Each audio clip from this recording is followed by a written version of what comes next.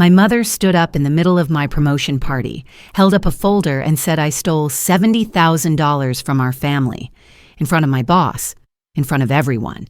And then my brother added, she faked her entire career. That was the moment I realized. They didn't come to celebrate me. They came to bury me. Hi, I'm Lauren Chen. I worked for everything I have, but apparently success is a threat when your own family can't control it. What they didn't know? I had receipts, literal ones, and a bank audio file that would unravel every lie they built. Before we dive into the story, let me learn a bit about you. If you're a charming lady, please leave the number 1 in the comments. And if you're a dashing gentleman, leave the number 2. This way I can send you a special greeting. Now, let's start the story together.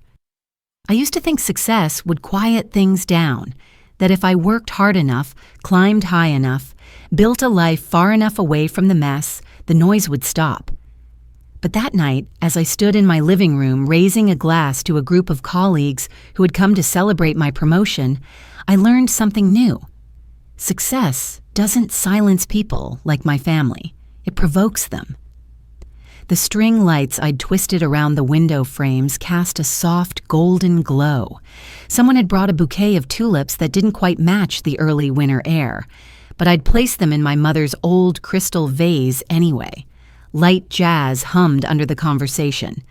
Jonah had taken over arranging the food table, mini quiches, fig jam with brie, little bowls of mixed nuts, and I could hear him telling one of the residents, "Don't let her fool you." This woman used to survive on vending machine peanuts and stubbornness. Laughter bubbled up, easy and genuine. My cheeks ached from smiling, but not in a bad way. I stood near the fireplace, the electric one built into the wall, and raised my glass. "To the team," I said. "To good work, late nights, and to making the budget make sense when it absolutely doesn't." People chuckled. Jonah clinked his glass against mine, grinning. "To Lauren," he said, "the hospital's newest power suit." I rolled my eyes, but I was grateful. I'd spent years making myself reliable, organized, the woman who never asked for much and always delivered, the woman who deserved her promotion to Associate Director of Finance. That was before the knock. 3 short, sharp raps, not rushed, not hesitant, like someone who believed they had the right to be there. I felt it in my chest before I heard it again. "Want me to get that?" Jonah asked. "No," I said too quickly. "I've got it." I opened the door, and there she was. My mother, Margaret Chen, in a winter coat that looked like it had been steamed that morning, holding a gift bag with gold tissue paper poking out just so. Behind her, Gregory stood with his usual slouch and his usual expression, the one that said he was doing us all a favor just by showing up. "Mom," I said, keeping my voice level. "Greg." "We were in the area," she said, brushing past me without waiting for an invitation. Gregory followed, already glancing around like he was assessing resale value. "Smells expensive in here." I glanced back at my guests. Conversations had stalled. Someone had turned the music down. "You're having a party?" Margaret asked, tilting her head. "How lovely." "It's my promotion," I said. "I was just giving a toast." "How timely," she said, placing the gift bag on the kitchen counter. "Then I suppose now's a good time to talk about the numbers." I didn't reply. I didn't need to. Gregory stepped forward, pulling a sheet of paper from his coat pocket like a magician revealing a trick. "We've been reviewing some documents." "Gregory," I said, warning sharp in my tone. He ignored it. "The $70,000 you got last quarter, that bonus wasn't entirely yours. You rerouted funds from the family trust." "That's not true," I said flatly. "Don't act like we don't know," Margaret said, louder now.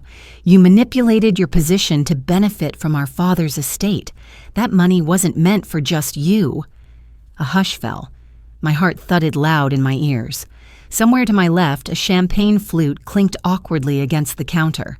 "I earned every cent of that bonus," I said, keeping my voice low, firm. "And the family trust hasn't had my name on it since I was 25. You made sure of that." Margaret's mouth twitched. "You faked your way here, just like you faked your independence. You think a job title erases your obligations? Obligations, I repeated. Is that what I am to you? A line item on your financial statements? Jonah stepped up beside me, silent but steady. Gregory scoffed. Don't play victim. We know what you did. You know what you want to believe, I said. Margaret smoothed the front of her coat. We'll be in touch, legally. Then she leaned in, her perfume too sharp, her words just above a whisper. You may have fooled these people, but you'll never be anything but what we made you. She walked out without another word. Gregory gave Jonah a mock salute before following. The door clicked shut. I stood still, the quiet pressing in too fast. No one said anything. One by one, my coworkers murmured their goodbyes, citing early shifts, tired kids, deadlines. The last guest left a plate of untouched quiche on the table. I cleared the glasses, but my hands were trembling. The room felt colder than before. Jonah didn't speak until I sank onto the couch. You okay? I don't know, I admitted. I really thought I was done with all of that. He nodded, reaching for his coat. Lock your door tonight and check your email in the morning. I managed a smile. You sound like a parent. Someone's got to do it. After he left, I stood at the kitchen island staring at the gift bag they'd left behind. I pulled back the tissue paper. Inside were bank documents, some real, some doctored, my name highlighted, handwritten notes in red ink, words circled for drama.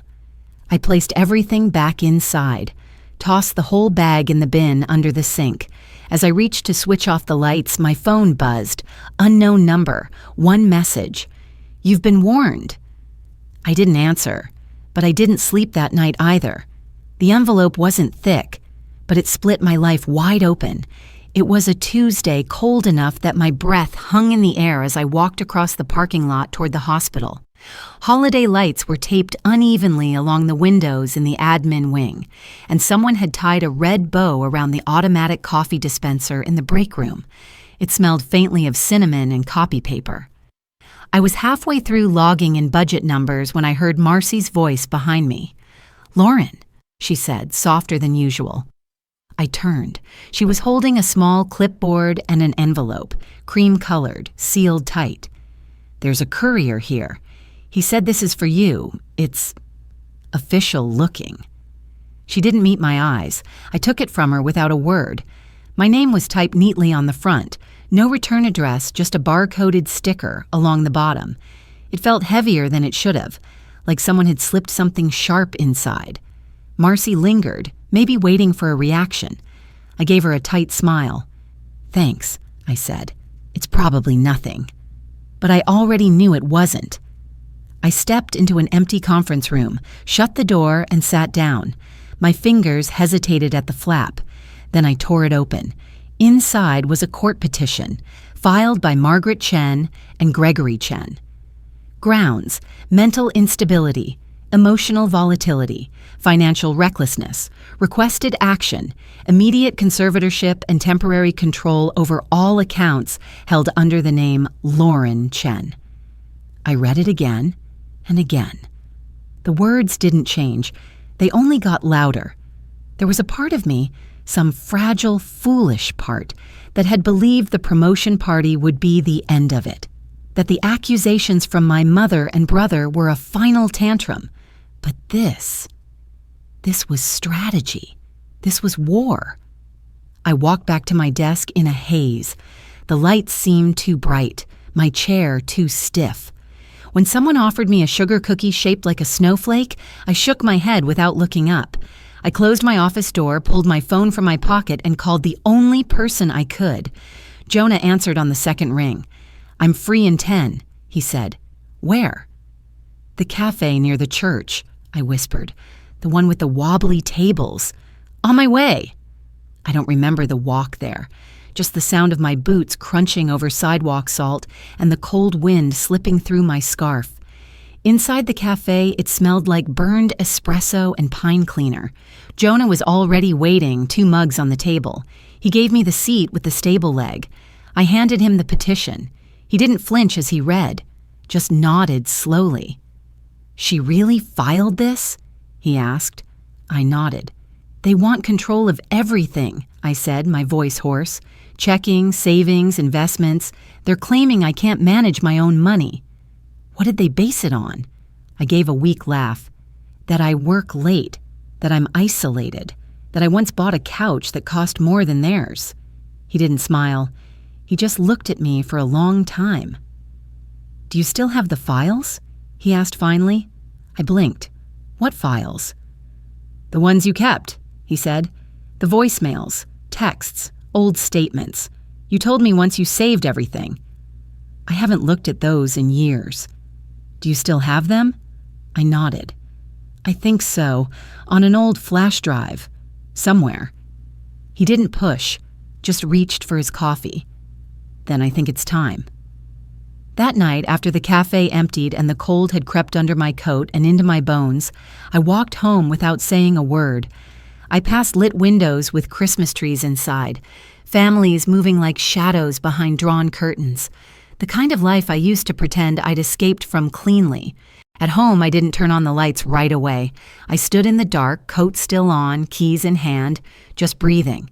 Then I walked to the hallway closet, pulled down an old shoebox marked Taxes 2013, and opened it. The flash drive was still there, matte black, scratched around the edges. I hadn't touched it in almost a decade.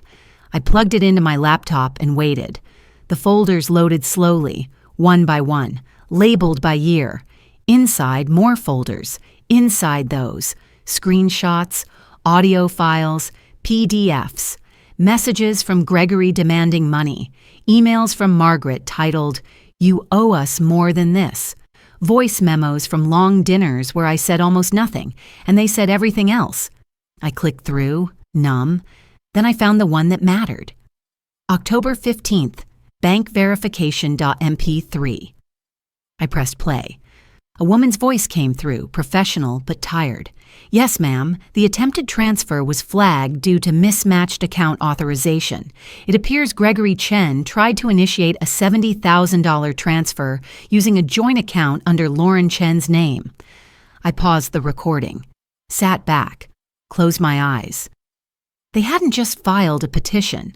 They'd tried to take the money already. I hadn't imagined it. I wasn't being dramatic. I was being targeted.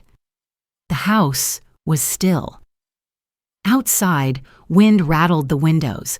I stood slowly, walked to the kitchen, and made tea I wouldn't drink. The break room cookies I'd passed earlier flashed in my mind, snowflakes covered in blue icing. I hadn't touched them. Couldn't. The cold inside me had settled in, and I knew, without question, that I had to fight. I wasn't looking for her. I was looking for space. After the letter, the court filing, and the recording of Gregory trying to take what I'd earned, I couldn't sleep. I cleaned instead. Drawers, closets, the boxes under my bed that I hadn't touched in years. I needed the illusion of order, something I could control. That's when I found it, an old cardboard box labeled Holiday 1999 in my mother's handwriting. I almost put it back without opening it. But something about the way the label was half torn made me pause.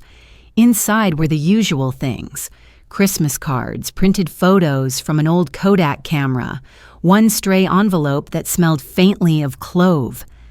I flipped through the pictures. Me in a red sweater holding a glittery angel ornament. Gregory with a toy lightsaber. My mother in a sequin top, smiling too wide. And then, near the bottom, I found her. A woman I didn't recognize right away. She stood next to Margaret, shoulder to shoulder but not touching. Her curls were thick, dark auburn. Her eyes were sharp, intelligent, familiar. I turned the photo over. In faded ink, a single line. "Claudia. Don't tell Frank." The name jolted something in me. Claudia. That name had lived like a whisper in the back of my mind since I was 9. I once asked about a photo on the mantel that vanished a week later.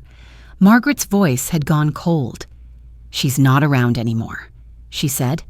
I never asked again, but now, staring at that name, Claudia, I realized why the eyes in the photo looked familiar. They were mine. I opened my laptop and searched. Claudia Whitaker, Georgetown, Washington, D.C., Mercer and Whitaker, LLP, Estate and Family Law. Her bio was brief. Founding partner, Harvard Law, specialist in estate litigation and legal identity recovery. My throat tightened. I booked a one-way ticket. The flight left at 7:45 the next morning. I barely slept. My carry-on held only what I needed: court documents, the flash drive, the printed stills from Gregory's attempted transfer. The envelope with my name from the hospital courier was still folded in half, like my mind hadn't let it fully open yet.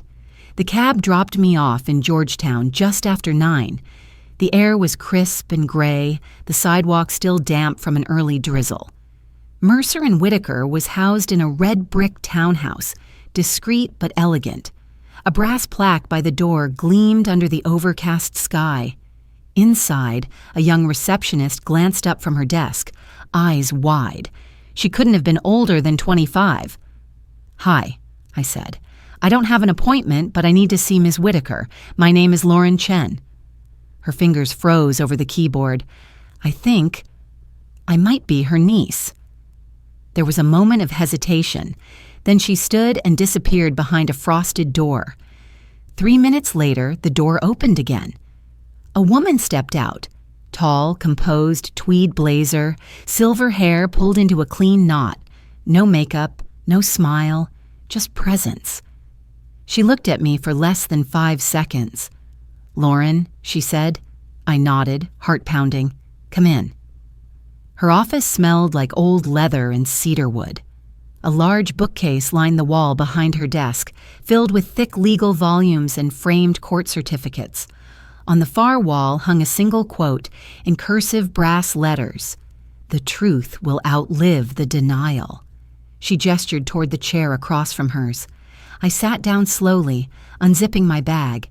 "I found this," I said, placing the photo on her desk, "in a box my mother forgot she had." Claudia looked at it. Her jaw clenched, but her voice didn't waver. She never did like throwing things away.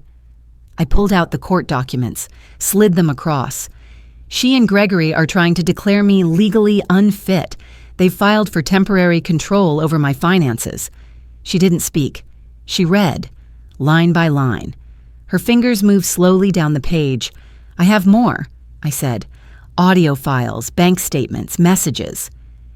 I reached for the flash drive, but she raised a hand. "I believe you." The silence that followed wasn't heavy. It was precise. She stood, walked to the file cabinet in the corner, and opened the top drawer, pulled out a slim folder. "I've been waiting," she said, almost to herself. She placed it in front of me. "This is your original birth certificate, filed in 1992. Your father's name wasn't listed." I blinked. "What?" She flipped the folder. Inside was a second certificate. "This is the amended version, filed in 1996. That's when your mother added Frank Chen as your legal father." My breath caught. Why would she do that? Claudia's eyes met mine, steady and unblinking. It was never about family. It was about access. If Frank was listed, you qualified for the Chen Trust. But from what I've seen, they never planned to let you benefit from it. I stared down at the paper, my name in faded type. The man I called Dad on a line he never signed. I felt something shift, not break, not crack, but shift, deep and final. "They rewrote me," I whispered. Claudia closed the file, folded her hands, then looked at me directly. "If you want to fight back, I'll take the case," she said. "But once we ring that bell, it doesn't unring. There will be depositions, public records, maybe headlines." I didn't hesitate. "They came for me first," I said. "Now it's my turn." She nodded once. No smile, just the truth, and that was enough. They showed up like it was a family reunion. I came to testify. It was cold that morning, cold enough that my breath fogged the inside of the car before I even stepped out. Frost clung to the corners of the courthouse windows like lace. Claudia met me at the steps, already looking put together in a charcoal gray coat and her usual unflinching calm. "You ready?" she asked. I nodded. I wasn't sure if I was. Inside, the courtroom was smaller than I expected, less like the grand arenas you see on television, more like a chapel built for uncomfortable truths. Wood-paneled walls, rows of stiff benches, the faint scent of lemon oil and nerves. Gregory and Margaret were already seated at the petitioner's table. He wore a navy suit that didn't quite fit. She wore pearls, pale lipstick, and the softest expression I'd ever seen her fake. They looked like they were posing for a Christmas card. I sat beside Claudia. She opened a slim file folder and glanced over the printed testimony one last time. She didn't speak. She didn't need to. At exactly 9:01, Judge Garvey entered. A woman in her late 50s with short gray hair and a gaze that could silence a riot. She sat without ceremony. "Let's begin." The petitioner's attorney, Mr. Howell, stood first. He looked like a man who polished his shoes more often than he listened. His voice was smooth, confident, just this side of condescending. "Your Honor, we're here because my clients, Margaret and Gregory Chen, are gravely concerned for the well-being of Lauren Chen.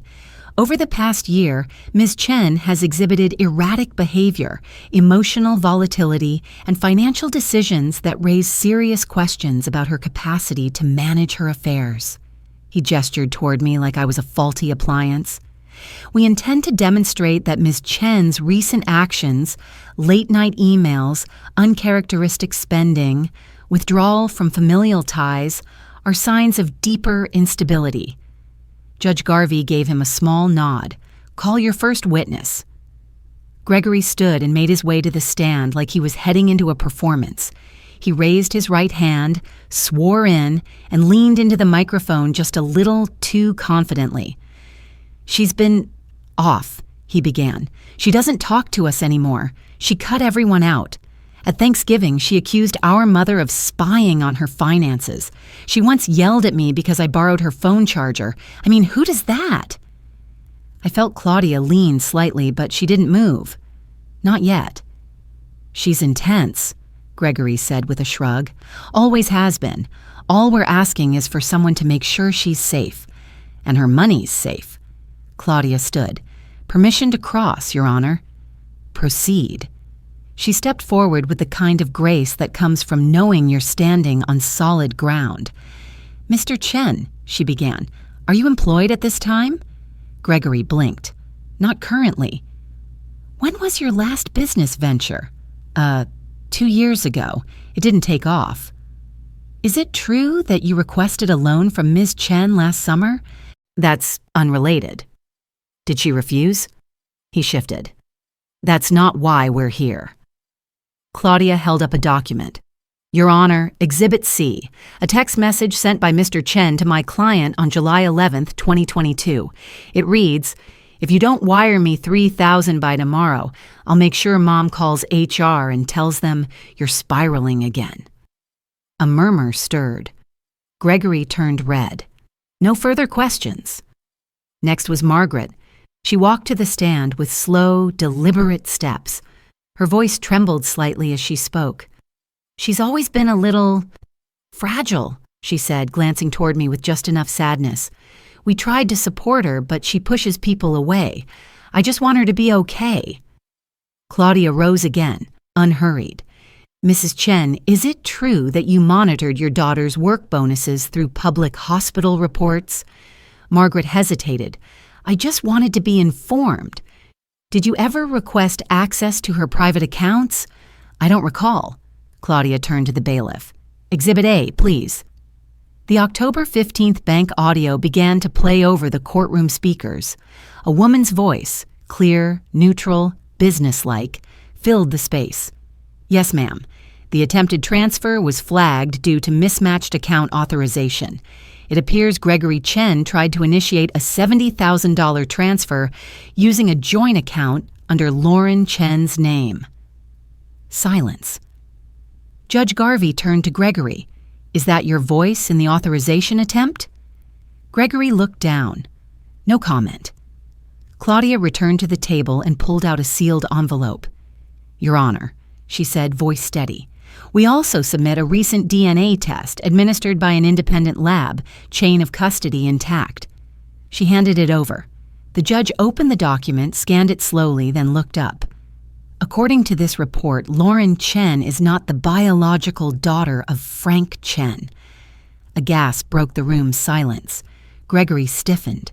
Margaret blinked twice, hard, then said nothing. The judge folded her hands. Petitioners, she said, her voice calm but cold, please be prepared to respond to this revelation in tomorrow's hearing. She banged the gavel once.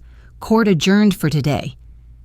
Outside, the air had warmed slightly, but it didn't feel like it.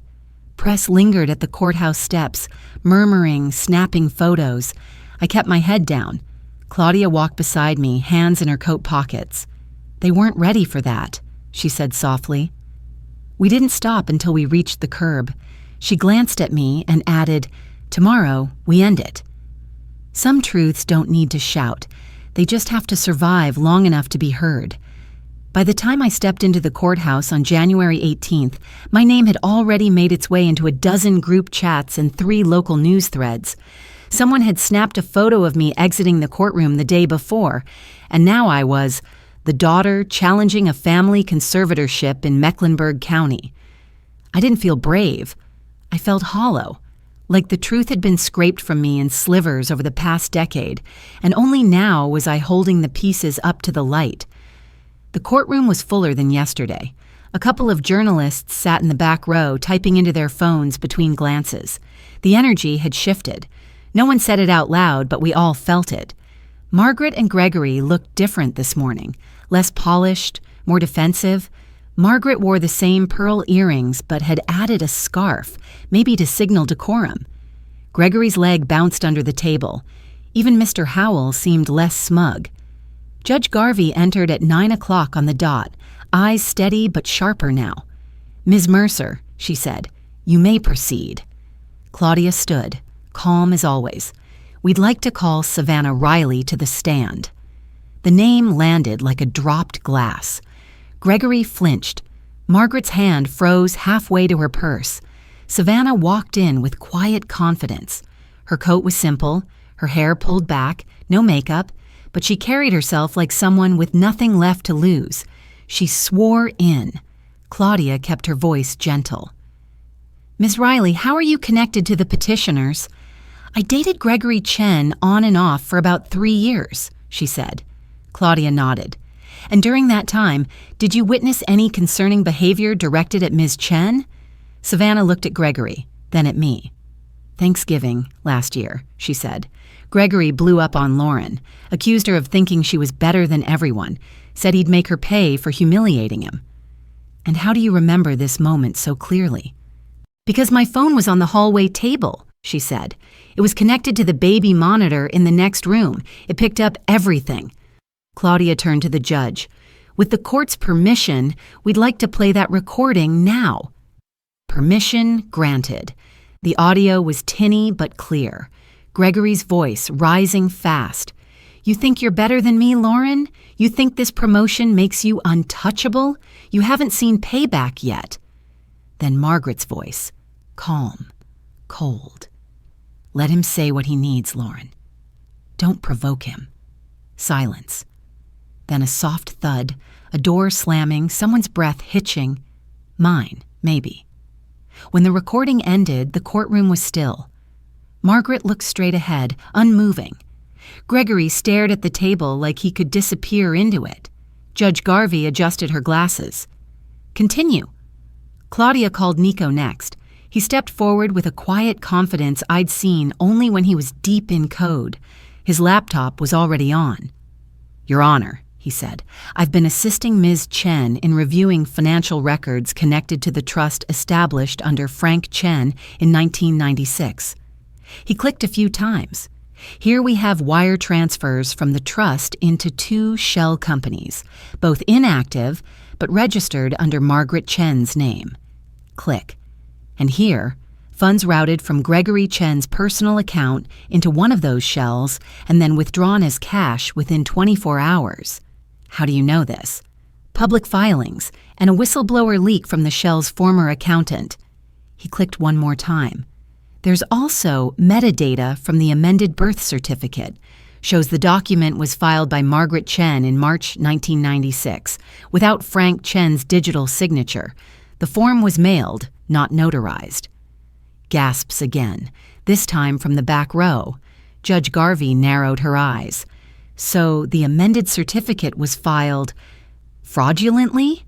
We believe so, yes. Claudia approached the bench, sliding a final folder forward. This is the original 1992 certificate. It lists no father. She turned to me. Miss Chen, would you take the stand?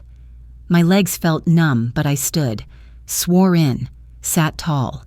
Claudia gave me a small nod. You don't need to explain everything, she whispered. Just speak the truth. I looked at the judge, at the room. For years, I began. I thought I was the problem. Too emotional, too ambitious, too proud. That's what they said.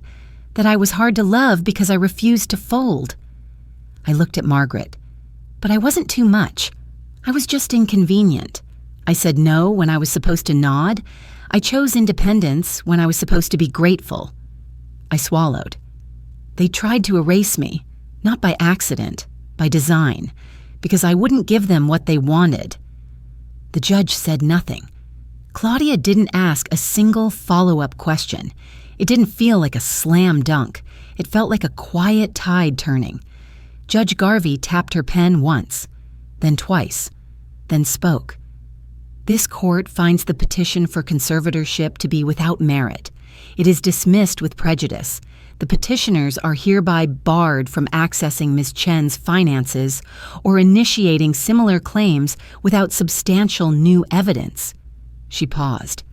This matter is referred to the district attorney's office for investigation into potential financial misconduct, including identity fraud and misappropriation of funds.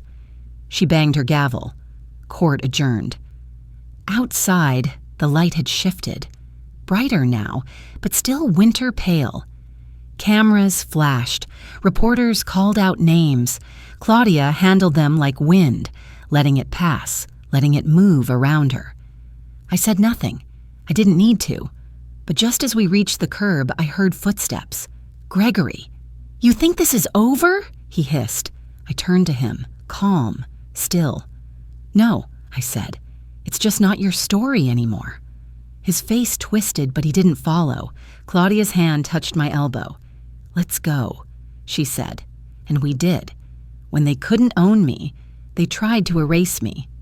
So I wrote myself back in, on my terms. The afternoon was gray, the kind that didn't demand sadness but didn't promise sunlight either. I parked near the edge of Windermere Cemetery, where the ground sloped gently down into a small grove of oak trees. There was no one else around, just wind, winter grass, and rows of names carved into stone. I found his marker exactly where Claudia said it would be. Simple, flat, barely weathered. Thomas Whitaker, 1965 to 2000, beloved son. Missed always. I knelt down and placed the envelope at the base of the stone. Inside was a copy of the DNA result and a folded note that said simply, I know now. I didn't bring flowers. I didn't speak for long, just stayed there, letting the wind move through my coat, letting the silence settle. I don't know if he ever knew I existed, but I do now. That's something. Later that week, I ran into Margaret. It was at the grocery store on Maple Avenue, 2 aisles down from the freezer section. She didn't see me at first. She was standing in front of the frozen peas, staring at them like they were a math problem. Her hair wasn't done. Her coat was too big. When she finally turned and saw me, she didn't flinch. Lauren, she said. Not a performance. Just my name. I didn't answer. She looked down, then back up. Do you hate me? I exhaled slowly. No, I said, but I don't forgive you yet. She nodded once, as if that was more than she expected. Then she turned and walked away, leaving a half-full cart behind. 2 days later, I stood at the county clerk's office in downtown Charlotte. the same building where I once paid a parking ticket and thought that was the most grown-up thing I'd ever do. The clerk was kind, middle-aged. No small talk, just clarity. "Are you sure you want to proceed with the legal name change?" she asked. "Yes," I said without hesitation. I signed the paperwork, line after line, Lauren Chen, Lauren Whitaker. It didn't feel like a rejection. It felt like a return. That night, I had dinner with Claudia, Jonah, and Nico at Claudia's home in D.C. Her place was warm with soft lamplight and the scent of rosemary chicken. Nothing fancy, just real. After dinner, Claudia handed me a folder. Inside was the court's restitution order.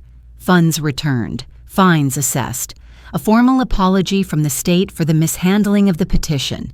I didn't cry. I just nodded. Jonah set a tiny chocolate cake on the table with 3 candles, one for each of them, he said. Nico brought plastic forks. We didn't make a toast right away.